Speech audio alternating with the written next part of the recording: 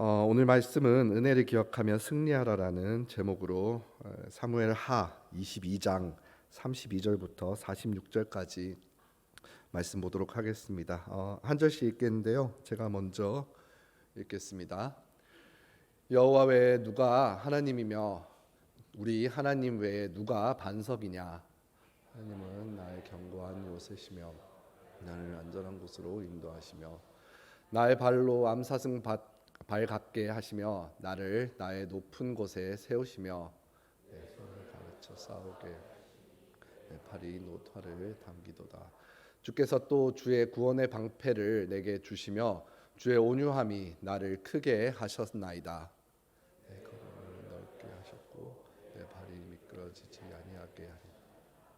내가 내 원수를 뒤쫓아 멸하였사오며 그들을 무찌르기 전에는 돌이키지 아니하셨나이다.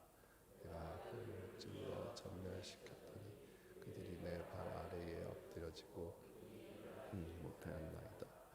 이는 주께서 내게 전쟁하게 하려고 능력으로 내게 띠띠우사 일어나 나를 치는 자를 내게 굴복하게 하셨사오며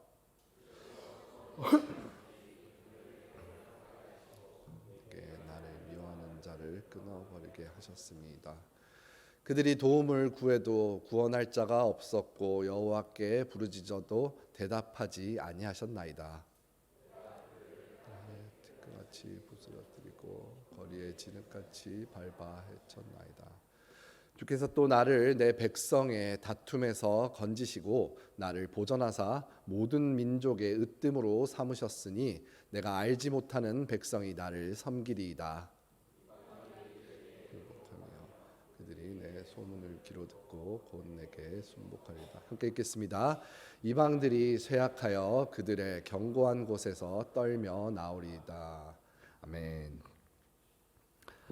네, 제가 최근에도 우리 담임 목사님 설교에서 최강 야구 얘기를 하셨는데 저도 야구 보는 걸 참 좋아해요. 야구 자체도 좋아하고 제가 또 이제 야구의 도시 부산 갈매기로 나고 자랐기 때문에 롯데 자이언츠에 대한 사랑이 되게 남달라요.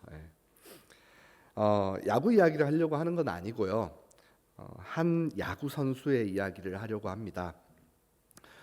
부산에서는 이 사람이 시장보다도 인기가 많고 웬만한 연예인들은 이 사람 앞에서 명함도 못 내미는 그런 유명한 선수인데요. 바로 조선의 4번 타자라고 불리는 이대호 선수입니다.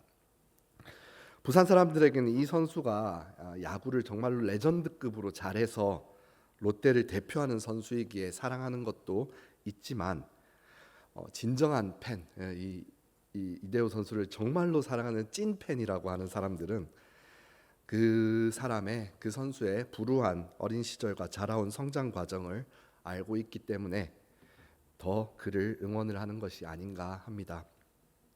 어린 시절에 이혼 가정에서 자라다가 할머니 손에 맡겨져서 형과 함께 할머니 그렇게 3인 가정이 살아왔습니다. 가난과 눈칫밥에서 고생을 하면서 자라오다가 프로야구 선수가 되어서 지금 알고 있는 그 모습이 성공한 모습이 되었는데요. 시장에서 콩잎을 팔아가면서 홀로 두 형제를 키워온 할머니의 헌신, 그 헌신은 힘든 상황 속에서도 이대호 선수가 더 열심히 할 수 있게끔 자기 나름의 채찍질이 되었나 봅니다. 그리고 그 사랑은 이대호 선수 마음 가슴 속에 남아 있었습니다. 인터넷을 보면은 이 선수에 대해서 욕을 하시는 아마 타 지역일 것 같아요. 타 지역 분들이 계신데 제가 이 선수를 더 좋아하게 된 이유는 야구를 잘하는 것도 있지만 매해 겨울이 되면은 그 선수가 하는 행동 때문에 그렇습니다. 이제 시즌이 끝나고 초겨울이 되기 시작하면 그 선수는 독거노인들이나 어려운 상황 속에 있는 이웃들을 찾아다니면서 정말 본인이 짊어지고 다녀요. 그러면서 연탄을 기부하고 다닙니다. 이렇게 제가 그 기사를 꽤 예전부터 봤는데 그 이후부터 이 선수를 되게 좋아하게 됐던 게 아닌가 싶어요. 어릴 적 고아가 될 처지에서 자신과 형을 거두어 사랑을 아끼지 않았던 할머니, 그 할머니 은혜를 기억하면서 매해마다 주변에 어려운 노인분들을 도우려고 애쓰는 그의 모습을 보면서 야, 이 사람 참 멋있는 사람이구나, 은혜를 아는 사람이구나라는 생각을 하게 되었습니다. 왜냐하면은 보통의 사람들, 여러분은 아닙니다. 저 정도가 보통의 사람이에요. 여러분은 더 나으신 분들이죠. 보통의 사람들은 성공을 위해서 수고한 내 자신의 수고, 내 자신의 노력, 그것만을 기억하고 이것을 위해서 주변에서 애쓴 이들, 크고 작은 도움을 주신 그분들을 쉽게 잊게 되기 때문입니다. 성도도 마찬가지예요. 우리를 이끄신 하나님의 크신 은혜와 순간순간에 우리에게 부어주시는 놀라운 능력들을 사실은 우리는 너무나도 쉽게 잊거나 더 큰 은혜를 바라거나 그런 모습으로 나아가지요. 오늘의 말씀은 자신이 이스라엘의 최고 지도자인 왕이라는 자리에까지 올라서도 그를 이끌어 주신 하나님의 큰 은혜에 감사하면서 온 마음을 다해서 찬양하는 다윗의 감사 찬양입니다. 말씀을 보면서 다윗이 왜 이처럼 하나님께 찬양을 올리고 처음부터 끝까지 찬양만 하고 있는지, 또 우리는 다윗의 어떤 모습을 보면서 나아가야 할지 함께 알아보는 시간이 되었으면 좋겠습니다. 먼저 오늘의 본문은 기록된 시기에 기록을 한 시기를 말씀 속에서 유추할 수가 있는데요. 22장 전체에서 보았을 때, 오늘 말씀 앞쪽 부분도 다 보았을 때, 그리고 똑같은 내용이 이게 또 시편에 있어요. 시편 18편을 참고했을 때 보면은 내용 전체에서 다윗 왕의 말기에 이제 뭐 강간 사건이나 살인이나 그 이제 또 반란 등 이런 것들이 있었던 암울했던 후반기, 이 모습들, 이 내용들이 전혀 보이지가 않아서 이거는 아마도 이 감사라는 주제로 계속 하나님께 찬양을 올리고 있다는 것, 그 감사의 깊이가 너무나도 무엇과도 비교할 수 없을 정도로 깊다는 것을 생각했을 때 아마도 이제 그 다윗 왕이 취임했을 초기쯤 이제 하나님께서 나단 선지자를 보내셔서 다윗에게 이스라엘의 평화와 영원히 이어질 축복을 약속하시는 시점이 아닐까 싶습니다. 특별히 오늘 말씀을 통해서 하나님을 향한 다윗의 고백을, 하나님을 향한 다윗의 그 고백을 좀 보려고 합니다. 상황 가운데서 다윗의 심정을 생각하면서 그가 하나님께 올려드리는 감사와 기쁜 고백을 부분적으로는 이해를 하고 이를 통해서 우리 성도의 삶에 온전히 적용해보는 시간을 가지도록 하겠습니다. 오늘 말씀에서 첫 번째로 다윗이 하나님께 드린 고백은 바로 자신을 강하게 하신 하나님께 대한 감사의 고백이었어요. 자신을 강하게 하신 하나님, 그 하나님께 올리는 감사의 고백. 32절부터 37절까지의 말씀을 따로 떼보았으면 합니다. 이 부분에서 다윗이 아무것도 내세울 것 없던 목동인 자신을 만민이 찬양하는 이스라엘의 왕으로 만들어주신 하나님께 감사의 고백을 합니다. 근데 여러분, 강하게 하다라는 의미가 무엇일까요? 혹시 아실까요? 강하게 하다. 네. 말씀 전체에서 좀 확인해 볼 수 있는데요. 네, 방금 띄워주신 거 띄워주시겠어요? 네. 네, 33절부터 36절까지 보시면 33절에는 견고한 요새라고 해요. 요새는 원어와 번역에 의미하는 것을 이제 거처로 뜻을 하고 있는데 해석에는 힘으로 또 이제 영어로 해석을 해놨어요. 하나님께서 힘을 주심. 그리고 34절에는 암사슴 발, 이게 당시에는 가장 빠르다고 표현되는 게 암사슴이었는데 다윗에게 그 무엇보다도 빠른 주력을 주었다는 거예요.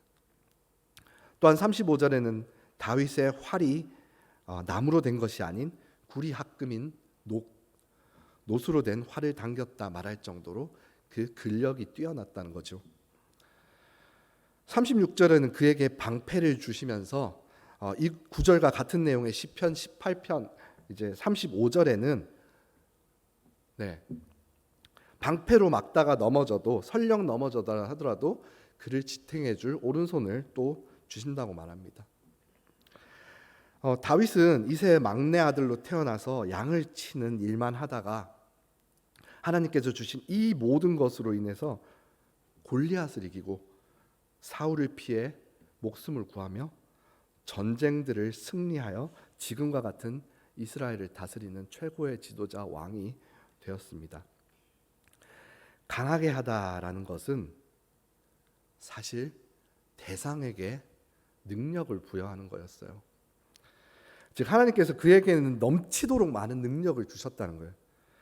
넘치도록 많은 능력을 주셔서 그의 입에서 32절과 같은 고백이 나올 수밖에 없도록 만들었어요. 32절 한번 다 같이 읽어보겠습니다. 시작. 여호와 외에 누가 하나님이며 우리 하나님 외에 누가 반석이냐. 그가 받은 하나님의 놀라운 능력 덕분에 자기가 그렇게 자라나게 되었고 크게 되었고 그 고백을 이렇게 하고 있다는 거죠. 다윗은 엘 하나님이라는 단어와 반석이라는 단어로 하나님을 표현하고 고백하고 있는데 특별히 여기서 반석은 우리가 흔히 알고 있는 원어 그 셀라 베드로가 예수님께 고백한 반석과는 다른 의미예요. 사실 쉽게 말해서 이제 그 반석의 두 가지 의미는 틈이 좀 있는 반석과 바위와 틈이 없는 견고한 큰 바위를 얘기하는데 셀라의 반석은 호렙산에서 모세가 친 바위로 그 이스라엘의 생명수가 나온 그 틈이 있는 바위 얘기하는 거고요. 근데 지금 여기서 말하고 있는 반석은 셀라가 아니라 추르라고 하는 원어의 바위를 뜻하는데 이 추르라고 하는 원어는 사막에서 굳게 서서 언제나 그 자리를 지키는 단단한 바위라는 뜻을 하고 있어요.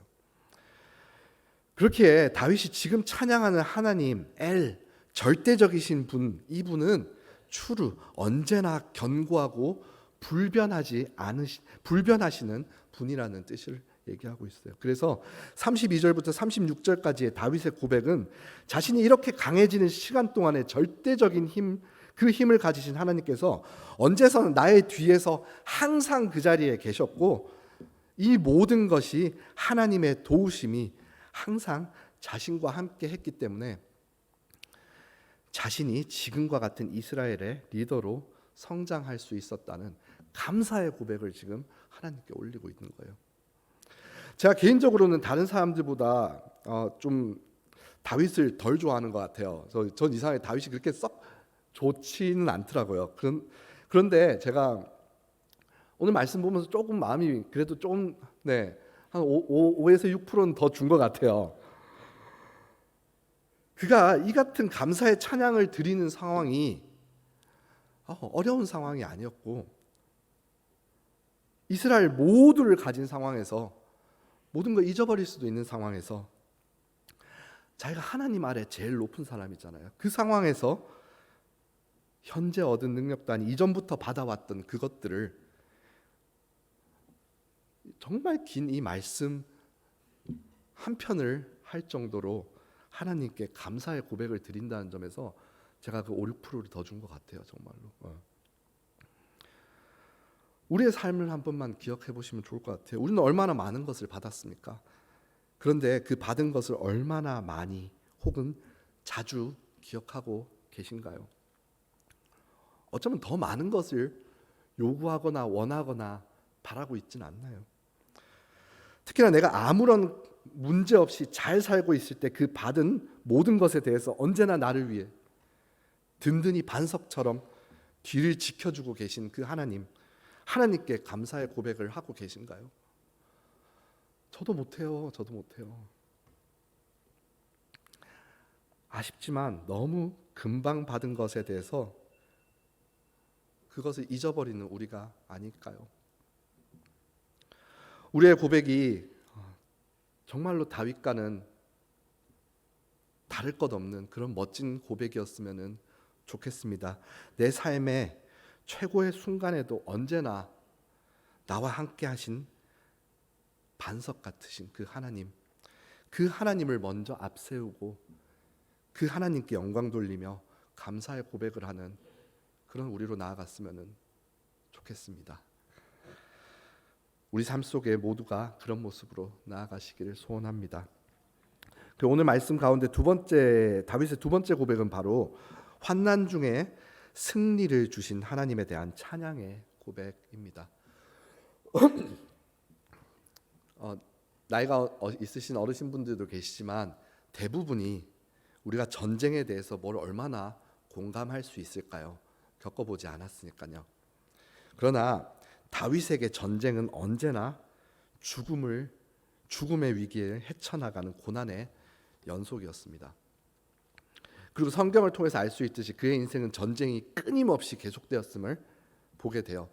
그렇기에 그 인생 어쩌면 한시도 마음 편하게 살지 못하는 상황이 연속이 아니었을까요? 갑옷을 벗고 있다 하더라도, 누워서 쉬고 있다 하더라도, 진수성찬이 들어와서 식사를 하고 있는 상황 속에서도 언제나 그 굵거나 어떨 때는 좀 쉴 때는 얇은 그 긴장의 끈을 계속 나도 모르게 붙잡고 있으면서 끝도 없는 그 스트레스 속에서 살고 있지 않았을까요? 그럼에도 불구하고 그는 하나님께 찬양의 고백을 올려요. 왜냐하면 그 고백 속에는 그 전쟁들의 모든 순간순간마다 하나님께서 함께 하셨고, 다윗과 함께 하셨고, 그 대적들을 하나님께서는 하나도 빠짐없이 다 물리쳐 주셨기 때문이에요. 38절부터 43절까지 이어지는 고백에는 다윗이 그가 치른 전쟁의 서사를 축약해서 이야기를 하는데, 그 가운데 40절과 41절에 그 문장에 주어가 하나님임을 보게 됩니다. 22장 전체에서도 자주 보게 되는 하나님이 주어가 되는 다윗의 이 고백은 그가 생각하는 전쟁이 단순히 고난이라 여기지 않았음을 보여주는 것과 동시에 그 전쟁 주체가, 그 전쟁의 주인이 누구인가를 정확하게 알려주고 있는 모습이란 거죠. 사무엘상 17장 47절을 좀 보기 원합니다. 네, 함께 크게 읽겠습니다. 시작. 또 여호와의 구원하심이 칼과 창에 있지 아니함을 우리에게 알게 하리라. 전쟁은 여호와께 속한 것인즉 그가 너희를 우리 손에 넘기시리라. 블레셋에게 외칠 때에 이미 그는 모든 전쟁이 그가 능히 감당할 시험과 같은 것이었고, 이 모든 것을 바라보시는 하나님께서는 그 지키시는 손으로 이미 그 승리를 다윗에게 넘기셨다는 것을 다윗은 이미 알고 있었어요. 그렇기에 고백이 이렇게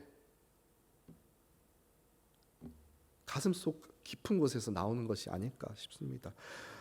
여러분 삶은 어떠세요? 여러분 삶은 평안하세요?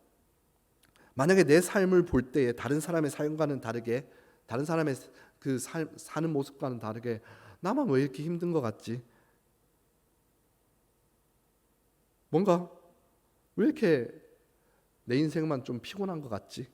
나도 모르는 사이에 불만의 마음이 생기신다면 그 순간 오늘의 이 말씀 속에 다윗을 좀 기억해 봤으면 좋겠어요. 왕으로 세워지기까지의 평생을 전쟁 가운데서 살면서 그는 한 번도 자신의 처지를 불평하지 않았습니다.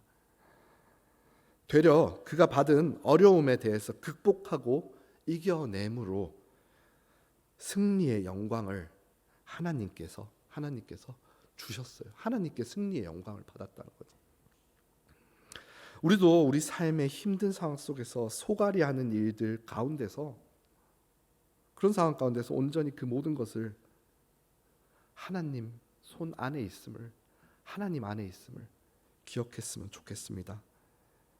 그것을 기억하고 정말로 그 일에만 몰두하고 그 일에 정신이 팔려있고 그 일에 아무것도 하지 못하는 그런 것이 아니라 오로지 주의 일에만 힘써서 집중하여서 정말 최후 승리에 감사하면서 그 감사의 고백을 올리는, 그래서 그 승리를 하나님께 다시 받는 그런 놀라운 날들이 이어졌으면 참 좋겠어요. 말씀을 정리하려고 합니다. 하나님을 향한 다윗의 고백인 넘치는 능력을 주시고 언제나 단단한 반석과 같이 그의 옆에 계신 하나님을 의지하면서 고난 가운데서도 하나님께 모두 맡겨 승리를 얻어내는 성도가 되시기를 소원합니다. 하나님께서 우리에게 환난을 통해서 더욱 강하게 하시면서 또 언제나 우리의 고백을 들으시고 그리고 반응하십니다. 말씀을 마무리하면서 여러분께 묻고 싶어요. 오늘 다윗의 고백을 통해서 여러분의 느낀 바는 무엇입니까? 제가 한 말이 아니더라도요. 생명의 삶 어제 본문 중에 21절과 25절에는 다윗이 이렇게 얘기를 해요. 여호와께서 내 공의를 따라 상 주시며 내 손의 깨끗함을 따라 갚으셨으니 그러므로 여호와께서 내 의대로 그의 눈앞에서 내 깨끗한 대로 내게 갚으셨도다. 다윗은 자신의 의로움과 깨끗함에 따라서 하나님께서 그에게 상급을 베푸셨다고 고백하고 있는데, 여기서 그 상급이 믿음으로 얻는 구원을 말하는 것이 아니라 하나님의 말씀 가운데서 살아가려고 노력하는 자들에게 베푸시는 하나님의 그 은혜, 그 크신 은혜를 얘기를 하고 있는 거예요.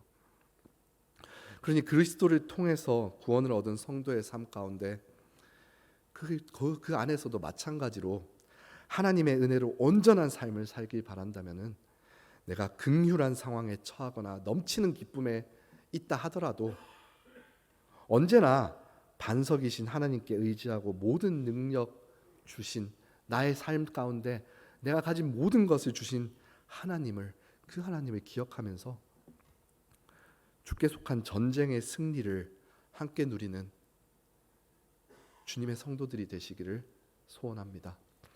오늘 하루를 사실 때 어떠한 상황에도 요동하지 마시고 그 순간 다윗을 기억하셔서 무릎으로 하나님께 고하고 기쁜 마음으로 결과들을 바라보는 은혜를 기억하는 승리의 성도들이 되시기를 소원합니다. 다 함께 기도하시겠습니다.